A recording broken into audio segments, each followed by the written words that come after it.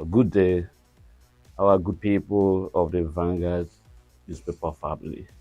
I welcome you to this episode of your favorite business show, the Vanguard Business Live. I think this is our first post for this year, and it appears to be coming ways, days, weeks behind time because the year is actually on full throttle. In fact, we're entering the month of February, very soon, the second month in a matter of 2 days, 3 days time. And I think it's important that I draw attention to the fact that the Q1, like first quarter business plan, is already running full throttle into about 45%, 40% done. And then you begin to talk about first quarter results. That tells you that 2024 is already uh, way in action. And then we look at what has been happening uh, for the past 3 to 4 weeks, 3 4 weeks, yes. Most recently last week, and what comes up in the mind of an average businessman now is what's happening in the foreign exchange market. But we can look at it as a package, the entire financial market, what has happened, what is happening currently. And usually we bring your attention the three segments of the financial market that are of interest to every businessman, regardless of the sector you play. We have the foreign exchange segment, we have the stock market segment, and then the money market segment. And of course, of these three, foreign exchange market appears to be most popular, or should I say, most notorious.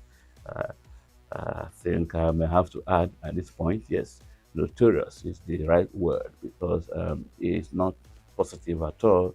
I'm not talking about the exchange rate and other issues around that. Talking about the impact and the culture shift where how it's making on our economy and our financial society, entire society. You know, there's no, I don't know of any other society or economy where uh, the operators and the citizens are so fixated on exchange rate as in Nigeria. And that is driving negativity into the economy.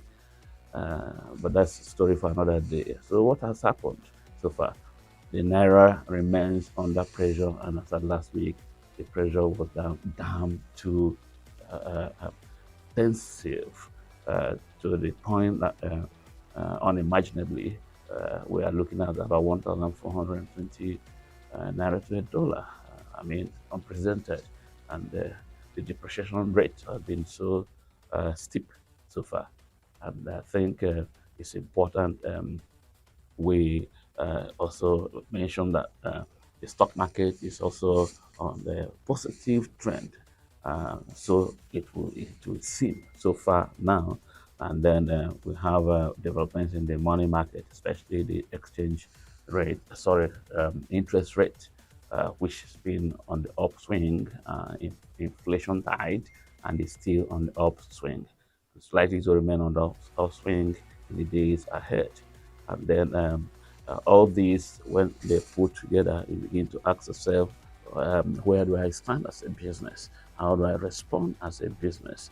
And I always say, well, remain in your business, but don't lose sight of what's happening around you in the financial market for two reasons. One, I usually say if you have any idle funds, it should not be in your savings or current account.